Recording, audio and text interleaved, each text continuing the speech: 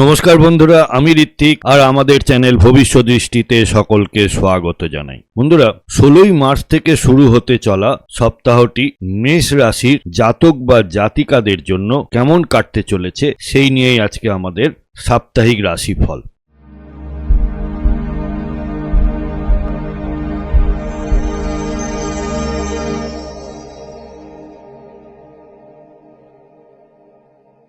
বন্ধুরা, আপনারা যারা আমার চ্যানেলটি অলরেডি সাবস্ক্রাইব করেছেন তাদেরকে জানাই আমার অসংখ্য ধন্যবাদ ও কৃতজ্ঞতা। যারা এখনো সাবস্ক্রাইব করেননি তাদের কাছে আমার বিনীত আবেদন, চ্যানেলটি সাবস্ক্রাইব করুন এবং পাশে থাকুন।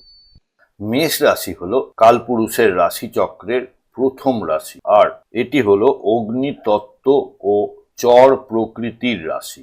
গ্রহদের সেনাপতি মঙ্গল দেব হলেন এই রাশির অধিপতি। সামনের স্ক্রিনে যে চার্টটি আপনারা দেখতে পাচ্ছেন সেটি হলো 16 তারিখ মেষ রাশির জন্য গ্রহগত অবস্থান। চলে আসি ফলাফলের দিকে। শুরু করছি কর্মজীবন দিয়ে। যারা চাকরিজীবী, সপ্তাহের শুরুতেই কর্মক্ষেত্রে নতুন কোনো প্রজেক্ট বা বড় দায়িত্ব আপনার কাঁধে আসতে পারে। আপনার আত্মবিশ্বাস তুঙ্গে থাকবে, যা জটিল কাজগুলো সহজে সম্পন্ন করতে সাহায্য করবে। বস বা ঊর্ধ্বতন কর্তৃপক্ষের সাথে সুসম্পর্ক বজায় থাকবে। যারা সরকারি চাকরির জন্য ইন্টারভিউ দিয়েছেন তারা এই সপ্তাহে কোনো শুভ সংকেত পেতে পারেন। ব্যবসায়ীদের জন্য এটি অত্যন্ত লাভজনক সপ্তাহ। দীর্ঘদিনের আটকে থাকা কোনো ডিল বা চুক্তি এই সপ্তাহে চূড়ান্ত হতে পারে। বিশেষ করে যারা টেক্সটাইল, খাদ্যদ্রব্য বা কনসালটেন্সি ব্যবসার সঙ্গে যুক্ত তাদের মুনাফা বাড়বে। নতুন কোনো স্টার্ট আপ শুরু করার জন্য সময়টি অনুকূল।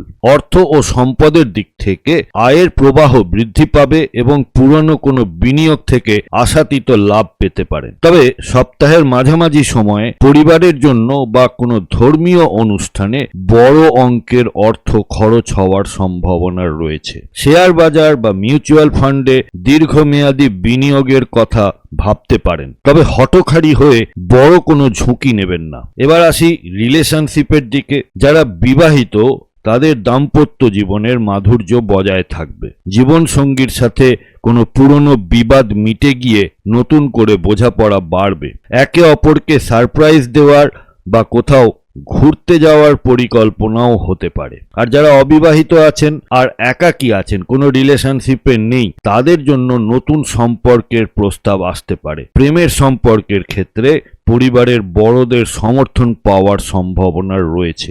বন্ধুদের সাথে আড্ডা দিয়ে সময় কাটাতে পারেন। স্বাস্থ্যের ক্ষেত্রে এই সপ্তাহে ইতিবাচক পরিবর্তন থাকছে। পুরনো কোনো দীর্ঘস্থায়ী রোগ থেকে মুক্তি পেতে পারেন। শরীরের এনার্জি লেভেল ভালো থাকবে, তবে অতিরিক্ত কাজের চাপে সপ্তাহের শেষে চোখের সমস্যা বা হালকা মাথা ব্যথা হতে পারে। পর্যাপ্ত বিশ্রাম নিন এবং জাঙ্ক ফুড এড়িয়ে চলুন। প্রতিদিন সকালে অন্তত 15 মিনিট ব্যায়াম করা আপনাদের জন্য খুবই উপকারী হবে। পরিশেষে প্রতিকার হিসেবে বলি, এই সপ্তাহে আপনার ভাগ্যকে আরো মজবুত করতে মঙ্গলবার করে কোনো মন্দিরে লাল রঙের ফুল ও মিষ্টান্ন অর্পণ করুন।